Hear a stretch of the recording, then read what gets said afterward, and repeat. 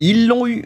Le trader qui a ouvert une position à 1,2 milliard de dollars la semaine dernière, James Wynn, s'est finalement fait liquider pour une perte totale de, accroche-toi, 100 millions de dollars. Que s'est-il passé? S'est-il fait chasser comme il le prétend? Eh bien, pas forcément, je te raconte tout dans cette vidéo. Salut, moi c'est Jay, nous sommes le lundi 2 juin 2025 et aujourd'hui on va analyser le Bitcoin, l'Ethereum et décoder ensemble les actualités crypto. Alors est-ce que t'es prêt? On va commencer.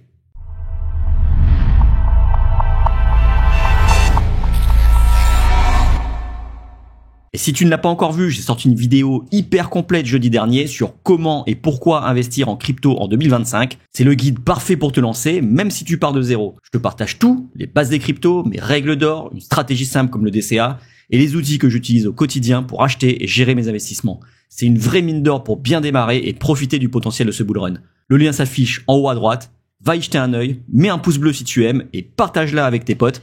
Ça peut vraiment faire la différence pour eux et les convaincre d'investir dans la crypto s'ils hésitaient encore. Et j'en profite pour te rappeler que si mes vidéos te sont utiles, dis-le moi en commentaire, lâche un like, abonne-toi et active la cloche pour ne rien rater des prochaines actualités crypto.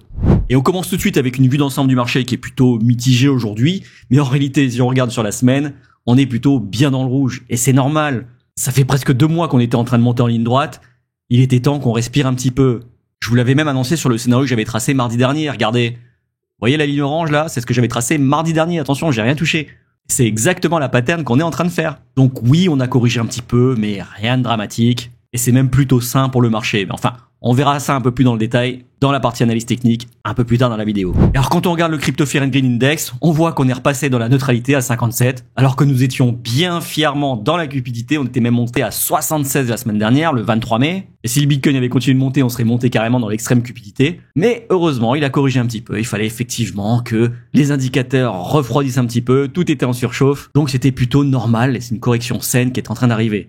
Mais alors du coup, déjà que tout le monde s'en foutait du Bitcoin et des crypto-monnaies, là on est dans la neutralité. Je peux vous dire que la hype, elle est proche du niveau 0. D'ailleurs, j'invente rien, hein. Quand on regarde sur Google Trends le mot Bitcoin et combien il est recherché, on est à 18%. 18% parmi les plus bas historiques. Vous imaginez? Alors que nous étions à 100% au mois de mai 2021. Vraisemblablement, les hypes qu'on a connus dans le passé sont difficilement réplicables cette année. Enfin, j'en parle dans une vidéo précédente. Pareil, je vous mets le lien en haut à droite et je vous donne mon avis sur, selon moi, pourquoi effectivement il y a zéro hype sur le Bitcoin et les crypto-monnaies en ce moment, malgré un Bitcoin qui bat des records historiques. Et là, on commence tout de suite les news avec effectivement cette baleine James Wynn qui s'est fait liquider et qui a perdu 100 millions de dollars. Vous voyez comme il trade sur Hyperliquid, on voit carrément tout son portefeuille, toutes ses positions, et on voit qu'il est passé de plus 72 millions de PNL le 23 mai à moins 31 millions aujourd'hui, soit un delta de moins 100 millions. Alors effectivement, ça fait beaucoup. Il y a plein qui disent « Pourquoi t'as pas clôturé avant ?» Ah ouais, effectivement,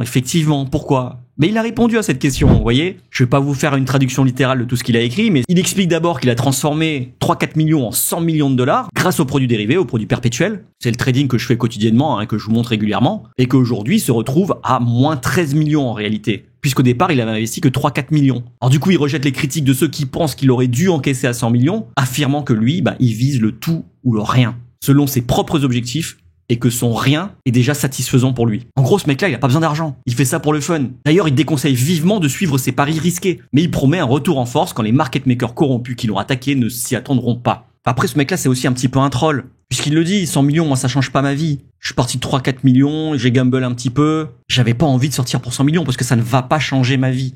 Lui, il allait chercher le milliard, en fait. Il voulait être le premier trader à sortir 1 milliard. D'où le fait de conserver sa position. Il était persuadé que le Bitcoin allait continuer à monter. Ce qui était un petit peu con, hein, parce qu'il est rentré quand même à 108 000 dollars. Bon, on est monté à 112. À 112, il était déjà à plus 100 millions de profits. Effectivement, il y avait peu de chances qu'on continue à monter en ligne droite, hein, mais bon. Il s'attendait certainement pas à ce que la correction soit aussi sévère. Alors du coup, est-ce qu'il s'est vraiment fait chasser? On l'avait vu dans la précédente vidéo, effectivement, à chaque fois, il y a des mèches qui venaient pile poil sur son prix de liquidation. Heureusement, à chaque fois, il clôturait un peu de sa position pour descendre son prix de liquidation, donc du coup, il se faisait pas liquider. Finalement, le marché a corrigé assez pour que, effectivement, il se fasse sortir. Pas à cause des market makers, simplement parce que le Bitcoin avait besoin de respirer. Alors lui, il dit, une chose est sûre, c'est que j'ai réussi, grâce à ce trade, à exposer les market makers corrompus qui viennent effectivement manipuler le marché pour liquider les pauvres traders. Alors même si c'est une grosse baleine, je suis pas persuadé que les market makers aient que ça à foutre d'aller essayer de le chasser. Si c'est facilement chassable, oui. Sinon, ils vont pas faire perdre presque 10% au Bitcoin juste pour ses beaux yeux.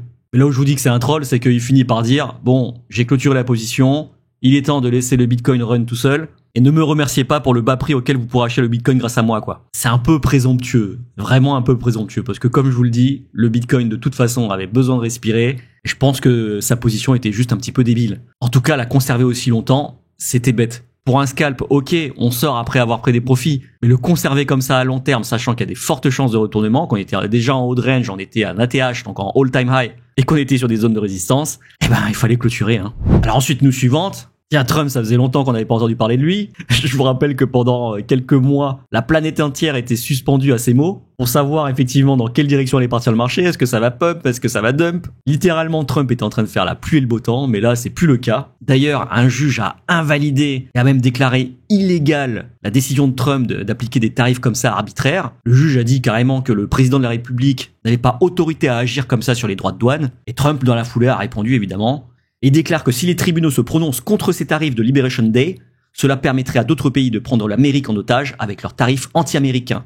Il avertit que cela pourrait entraîner la ruine économique des États-Unis d'Amérique. Alors bon, il est un petit peu en train de sortir le parapluie pour dire attention, si l'économie va mal, c'est pas de ma faute, moi j'ai essayé, etc. Sauf que les effets de ces droits de douane là, ils ne se sont pas encore fait ressentir. Et que la plupart des économistes, il n'y a pas besoin de sortir de Sciences Po non plus, pour savoir que les politiques de protectionnisme font augmenter l'inflation dans son propre pays. De toute façon, les Américains allaient passer un sale quart d'heure. Et lui, par extension. Et alors là, du coup, le bouc émissaire était vite trouvé. Si l'économie va mal un jour, ce sera à cause de ces méchants juges qui m'ont empêché de faire ce que je voulais. Non, Donald, t'as quand même bien fait de la merde. Et si tout le monde trinque demain, ça sera à cause de toi, pas à cause du juge. Alors, news suivante, c'est encore une liquidation heatmap, et c'est en fait une façon différente de la présenter. On a le prix actuel, alors ça c'était au moment où le screenshot a été pris, il était à 104 755 $, et au lieu d'avoir les lignes de liquidation horizontales, on les a de manière verticale. Et en fait, on voit que au-delà de l'ATH, on a quasiment 12 milliards de dollars en short qui vont se faire liquider. Et ça, c'est plutôt bullish, je vous expliquerai tout à l'heure en analyse technique. Et alors, news suivante, petit moment historique pour la postérité. Une photo de la première Bitcoin conférence en 2011 qui avait attiré moins de 100 personnes. Pour la Bitcoin conférence 2025 à Las Vegas qui vient d'avoir lieu là, c'est plus de 35 000 personnes qu'elle a attiré. Et encore, je trouve que 35 000 c'est peu. Et oui, il est loin le temps où finalement personne ne s'intéressait au Bitcoin. Maintenant, heureusement, de plus en plus de personnes s'y intéressent. Et alors, petite mise à jour, vous savez, concernant le kidnapping, enfin la tentative de kidnapping de la fille du PDG de l'exchange crypto Paymium, ils ont arrêté 25 suspects, dont 6 mineurs, et 18 sont déjà en détention provisoire, en espérant qu'ils en fassent une peine exemplaire et que ça calme les velléités de ces délinquants, voyous, j'ai pas d'autres mots. Et alors, news suivante, on a encore les réserves de Bitcoin qui s'amenuisent sur les exchanges crypto. On vient de toucher encore un des plus bas de l'histoire. En fait, et on constate des outflows des exchanges, c'est-à-dire que les gens, que ce soit les holders, les particuliers, mais également les institutions, retirent leur Bitcoin des exchanges, dans le but évidemment de les conserver. Et ça accélère la raréfaction du Bitcoin. Puisqu'il y en a moins disponibles sur les exchanges, il y en a moins à vendre. Puisqu'il y en a moins à vendre, évidemment, son prix augmente. Donc c'est encore plutôt bullish pour la suite. On termine les news sur les inflows et les outflows sur les ETF Bitcoin et Ethereum. Pour la semaine dernière, on a 144 millions de dollars qui sont sortis des ETF Bitcoin et 285 millions de dollars qui sont rentrés sur les ETF Ethereum. Et alors il y a deux choses à souligner. La première, c'est que c'est la première semaine depuis 8 semaines qu'on enregistre des outflows des ETF Bitcoin. Et surtout, je crois que c'est la première fois tout court, depuis la création des ETF Bitcoin et Ethereum, qu'il y a plus d'inflows sur les ETF Ethereum que sur les ETF Bitcoin. Et ça, c'est assez rare pour le souligner. Mais alors, un autre fait notable, c'est que sur les 30 derniers jours, les inflows sur les ETF Bitcoin ont largement dépassé les inflows sur les ETF de l'or. 5,25 milliards de dollars sont rentrés sur les ETF Bitcoin et 1,58 milliards de dollars sont sortis des ETF de l'or. Alors, est-ce que ça y est, le Bitcoin est enfin en train de devenir une réserve stratégique, une valeur refuge? Il est enfin en train d'épouser sa caractéristique de valeur refuge et donc d'or numérique? Écoutez, 30 jours, je suis pas sûr que ce soit suffisant pour conclure, mais en tout cas, ça va dans le bon sens. Et c'était tout pour les news, on passe tout de suite au calendrier économique. Aujourd'hui, 15h45, PMI manufacturier, 16h, indice PMI manufacturier de l'ISM, 19h, discours de Powell, président de la Fed. Il va notamment nous donner son sentiment sur l'économie, mais surtout, ce qu'on attend impatiemment, c'est la décision de la Fed quant à la hausse, la baisse ou le maintien des taux directeurs. Puisque je vous le rappelle, si les taux baissent, il y a plus de liquidité. Qui dit plus de liquidité, forcément, les actifs à risque s'apprécient. Donc les indices, les actions, mais surtout la crypto. Alors pour cette fois-ci encore, on s'attend pas à ce qu'il y ait une baisse. Et puis de toute façon, je vous le montre à chaque fois, la corrélation avec la liquidité mondiale et le prix du Bitcoin. Et là, on n'a pas spécialement besoin que les taux baissent, puisque la liquidité, en fait, elle arrive avec un peu de retard sur le Bitcoin. Vous voyez, là, on a aligné la courbe du Bitcoin et la courbe de la liquidité mondiale avec un décalage de 87 jours. Et donc si on suit cette corrélation, le Bitcoin devrait continuer à monter et faire des plus hauts historiques. Et vous voyez, Ça prévoit même peut-être des plus hauts vers les 190 000 $. Enfin, on verra. En attendant, le discours de Powell, c'est à 19h. Si vous tradez, faites bien attention parce qu'à 19h, il y aura de sacrées mèches. Et on passe tout de suite à la liquidation heatmap, celle que je vous montre d'habitude, avec les liquidations à l'horizontale. Et aujourd'hui, j'ai décidé de revenir, même si je l'ai déjà fait dans des précédentes vidéos. Ça fait longtemps que je l'ai pas fait. Je vais vous réexpliquer rapidement comment fonctionne cette carte et comment on peut l'interpréter pour trader. Alors, vous voyez, sur cette zone, il y a différentes couleurs. Plus c'est foncé, moins il y a de liquidité. En revanche, plus c'est jaune, plus il y a des liquidités. Donc là, on voit un gros cluster sur les 102 000 $, mais également un gros cluster sur les 113 000 $.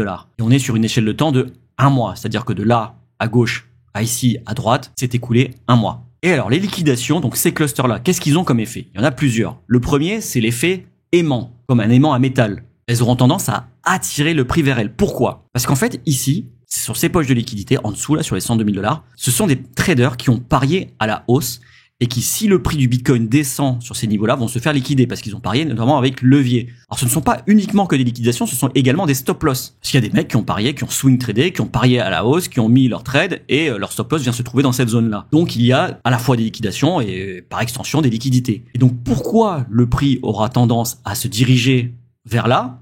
Premièrement, parce que les market makers en ont besoin, mais ça, je vais vous l'expliquer juste après. Mais deuxièmement, parce que, comme je vous ai dit, là, ce sont des gens qui ont parié à la hausse. Et donc, ce sont des gens qui ont acheté le marché. Un pari à la hausse, un long, un achat, c'est la même chose. À l'inverse, on a un pari à la baisse, un short ou une vente. Et donc, pour clôturer un pari à la hausse, pour clôturer un long, pour clôturer un achat, c'est une vente qui est exécutée. Qu'est-ce qui va se passer dès que le prix va commencer à toucher les premières liquidités qui sont là? Alors, on les voit pas ici parce que c'est pas zoomé, Je pourrais mettre en une journée pour que vous voyez qu'il y en a également ici, mais on les voit pas par rapport au gros cluster qu'il y a ici. Et plus on va descendre, plus on va déclencher des liquidations de personnes qui étaient en longue, des personnes qui étaient en achat, et donc on va clôturer avec des ventes.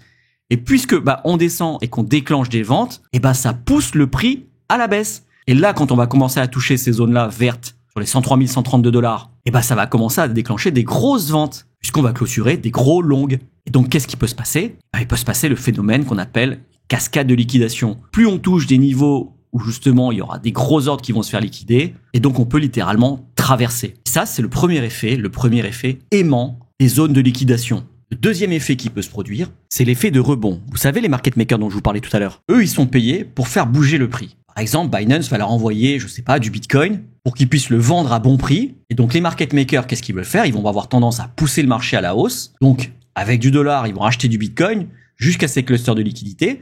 Pourquoi? Pour pouvoir revendre les Bitcoins, non seulement ceux qui viennent d'acheter, mais également ceux que leur ont filé Binance. Et ils vont pousser le prix dans ces zones-là parce qu'ils savent qu'ici, il y aura plein d'ordres d'achat qui vont s'exécuter. Parce qu'il y a des grosses positions de short, donc des gens qui ont parié à la baisse. La clôture d'une vente, c'est un achat. Et ces market makers, ils ont du Bitcoin, donc ils veulent en vendre. Et donc, en face d'eux, ils auront assez de liquidité à l'achat pour pouvoir vendre leur Bitcoin sans faire une grosse mèche. Imaginez qu'ils essayent de vendre ici où il n'y a pas beaucoup de liquidité. Qu'est-ce qui va se passer? Il y aura beaucoup plus de Bitcoin en vente que à l'achat. Donc du coup, le prix va baisser brutalement et on va faire une grosse mèche. Et au lieu de vendre à 106 000 $ comme les market makers l'auraient souhaité, qu'est-ce qui va se passer? Le prix va baisser, donc ils vont vendre un petit peu à 106 000, un petit peu à 105 500, un petit peu à 105 000, un petit peu à 104 500, un petit peu à 104 000, et donc ils auront peut-être un prix moyen à 105 000. Alors qu'à l'inverse, s'ils poussent le prix là où il y a beaucoup de liquidité et donc il y aura beaucoup d'ordres d'achat qui vont être exécutés, eux, ils pourront vendre tout leur Bitcoin. Et une fois qu'ils auront vendu leur Bitcoin, s'ils en avaient acheté là à 105 000 et reçu gratuitement de la part de Binance, qu'ils ont poussé le prix, qu'ils en ont acheté, etc., en les revendant plus cher, ils vont pouvoir en racheter plus quand le prix redescendra et les rendre à Binance en gardant la différence. Et c'est pareil dans le sens inverse. Imaginez cette fois-ci que Binance file non pas du Bitcoin, mais du dollar aux market makers. Ces market makers font descendre le prix en vendant du Bitcoin qu'ils détiennent déjà. Quand on arrive sur le cluster des 102 000 $, ils rachètent du Bitcoin pour le revendre plus haut et rendre les USDT que Binance leur a envoyés. C'est comme ça que les market makers se font de l'argent. Et donc pourquoi ça crée un effet de rebond sur le prix? Tout simplement parce que sur ces clusters de liquidité, il n'y a pas qu'un seul market maker, il n'y a pas qu'une seule baleine qui va se positionner à ces prix-là. Donc si par exemple il y a beaucoup d'acteurs qui se sont positionnés là à l'achat, sur les 102 000 $ parce qu'ils savent que là il y aura beaucoup de prix de vente qui vont être déclenchés, puisque ce sont des gens qui ont parié à la hausse, que le prix descend donc en sens inverse de leur pari, et donc se font liquider, la clôture ça va être une vente. Donc là il y a plein de liquidités de vente ici. Du coup s'il y a plein d'acteurs qui se positionnent sur le même niveau à l'achat, parce qu'ils se disent il y a plein de liquidités, ça tombe bien, je vais pouvoir exécuter mes ordres d'achat au bon prix et en totalité. Sauf que comme ils sont plusieurs, parfois, il peut y avoir plus de demandes d'achat qu'il n'y a en réalité de liquidité de vente. Du coup, la demande surpasse l'offre, et le prix aura tendance à rebondir à la hausse. Voilà comment on peut s'en servir en trading. Alors attention, il ne faut pas uniquement trader avec ça. Il faut utiliser également d'autres indicateurs, des confluences, puis votre expérience du trading. Mais c'est un très bel outil pour commencer à trader. Alors ça fait longtemps que j'en ai pas parlé, mais on me le dit souvent en commentaire. J'utilise beaucoup de termes techniques, beaucoup d'anglicismes, je suis navré. Dans le monde de la crypto ou du trading, on utilise beaucoup d'anglicismes. Mais du coup, j'ai créé un petit lexique de l'apprenti crypto trader. Il est entièrement gratuit. Pour le récupérer, il suffit de cliquer sur le lien que j'aurai mis en commentaire épinglé. Vous arriverez directement sur cette page, vous rentrez votre email, vous cliquez sur s'inscrire et vous recevrez directement dans votre boîte mail un lien qui vous permettra de télécharger gratuitement votre petit lexique de l'apprenti crypto trader. Et alors quand on revient sur le Bitcoin en daily, je vous rappelle que ça veut dire que chaque bougie représente une journée. On voit qu'on est effectivement en train de suivre le petit scénario que j'avais tracé la semaine dernière. Quasiment trait pour trait quoi, hein. Juste un petit peu décalé, mais vous voyez, on est venu retester les 106 500 $, on est reparti sur les 110 000, on est redescendu sur les 103 000, on est remonté sur les 105 900, et on est de nouveau en train de corriger. Bon, attendons de voir comment ça se passe cet après-midi sur la session de New York. Pour l'instant, on est plutôt dans un canal baissier. Une petite tendance baissière parmi la grosse tendance haussière. Parce que voilà, si on dézoome, vous voyez, on est plutôt en tendance haussière sur le Bitcoin. Hein. Donc, pour moi, c'est une petite correction. Là, vous voyez, on a testé cet order block, donc entre les 105 700 et les 100 800. Il n'est pas exclu qu'on vienne sur cette zone de support, là, sur cet order block ici, donc sur les 95 000 $, voire même peut-être les 84 000. Attention. Et ça ne remettrait pas en cause la hausse. 84 000, ce serait quand même violent, hein. Mais ça remettrait pas en cause la hausse. Enfin, pour l'instant, on a bien réagi sur le niveau des 103 000. À voir si on n'a pas déjà récupéré l'énergie suffisante pour pouvoir repartir à la hausse. Honnêtement, je n'ai pas de certitude là-dessus. Pour l'instant, on est plutôt dans un canal baissier. À voir jusqu'où on ira. Vous voyez, on est quasiment touché le top de range. Là, on va peut-être redescendre. Il faudrait vraiment qu'on casse ce range-là à la hausse pour qu'effectivement, selon la théorie de dos, on puisse recommencer une tendance haussière. Puisque la théorie de dos, qu'est-ce qu'elle dit? Elle dit qu'une tendance baissière fait des plus hauts de plus en plus bas, des plus bas de plus en plus bas également. C'est le cas ici. Là, vous voyez, ici, on a une belle tendance haussière avec des plus bas de plus en plus hauts et des plus hauts de plus en plus hauts également. Sauf que là, on est en train de faire l'inverse. Et vous voyez, pour l'instant, ce plus bas n'est pas plus bas qu'ici. Donc, on n'est pas encore complètement parti en tendance baissière. En tout cas, pas sur cette time frame là. Si on regarde en 4 heures ou en 1 heure, oui. Mais en daily, pour l'instant, ça sent encore bon. Enfin, en tout cas, pour du trade, moi, vous voyez, ce matin, je me suis réveillé à peu près par ici. On a fait une belle impulsion baissière. J'ai tracé mon Fibonacci entre là et là. Je me suis positionné en short sur la 618 avec mon stop loss au-dessus du plus haut précédent. Et j'ai mis mon TP un petit peu en dessous du daily level. Donc, c'est un support journalier que j'ai tracé auparavant. Et donc, vous voyez, sur ce trade-là, j'ai pu prendre quasiment 3,5 fois mon risque. Donc, vous voyez, sur un trade comme ça, en risquant 100 $, on sort avec 350 $. Pourquoi j'ai parié à la baisse? Parce que tout simplement, on avait initié une tendance baissière. Là, vous voyez ici, on fait un plus bas qui est plus bas que celui-ci. En plus de ça, si on trace là, on avait une tendance haussière qui a été cassée. On pourrait même la tracer comme ça et vous voyez, on aurait un cassage, un petit pullback et on redescend. Malheureusement, je me suis réveillé par là, donc j'ai préféré prendre le retracement de ce mouvement baissier ici, qui m'a permis de rencaisser un risque de 3,5. Alors j'aurais pu prendre plus, hein, évidemment, mais malheureusement, on sait jamais exactement où ça peut aller. Donc j'ai préféré par sécurité TP juste avant le support journalier, ce qui m'a offert déjà une très belle opportunité. Alors puisqu'on parle de trading, j'avais besoin de votre avis, puisque ça fait plusieurs fois qu'on me demande en commentaire de créer une formation sur le trading pour pouvoir vous accompagner et vous aider à vous lancer dans le trading. Je vous avoue que c'était pas prévu pour l'instant. Pour l'instant, j'avais plutôt prévu de vous faire des petits tutos gratuits sur la chaîne. Malheureusement, les tutos restent des tutos. C'est pas complet. Et une formation, c'est aussi long à rédiger. En ce moment, entre le trading plus les vidéos que je vous fais, j'ai pas beaucoup de temps. Donc pour pouvoir vous faire une formation complète qui soit à la fois qualitative et exhaustive, ça va me coûter beaucoup de temps. Alors dites-moi en commentaire si une formation trading sera un produit qui vous intéresserait. Évidemment, je continuerai à vous donner des petits tutos et des informations précieuses gratuitement sur la chaîne. Mais pour la formation, j'ai vraiment besoin d'avoir votre avis avant de commencer à la rédiger. Alors on revient sur l'Ethereum et on voit que l'Ethereum a été beaucoup plus fort que le Bitcoin sur les 2 dernières semaines. Le Bitcoin a entamé une tendance baissière, l'Ethereum, lui, a juste oscillé dans un range. Mais c'est pas tout, parce que en plus, vous voyez, il est en train de faire ce qu'on appelle des higher lows, donc des plus bas de plus en plus hauts. Vous voyez, ce bas est plus haut que celui-là, celui-là que celui-là, celui-là que celui-là, celui-là que celui-là. Et au final, quand on regarde le RSI, lui, il est en train de faire des plus bas de plus en plus bas. Et on appelle ça une divergence haussière cachée. Alors je vous montre ça en rappel. Prenez un imprimé écran et conservez-le si vous souhaitez trader. Mais vous voyez, on est dans ce cas-là. On a des plus bas de plus en plus haut, donc des higher lows. et le RSI qui fait des lower lows, donc des plus bas de plus en plus bas. Et on appelle ça une divergence haussière cachée, et donc ça peut laisser présager à ce que le prix parte à la hausse derrière ça. Et donc il y a tous les différents cas de figure. Ce qu'il faut retenir, c'est que quand ce sont les bottoms qui divergent, c'est plutôt une divergence haussière. Si ce sont les tops qui divergent, plutôt une divergence baissière. Quand on regarde le ratio Ethereum-Bitcoin, bon, c'est à peu près pareil. On voit que l'Ethereum a bien performé par rapport au Bitcoin. Alors, il corrige un petit peu, c'est vrai, mais il s'est plutôt bien maintenu, vous voyez. D'habitude, si le Bitcoin corrigeait de 5%, l'Ethereum, il partait à la cave, vous voyez.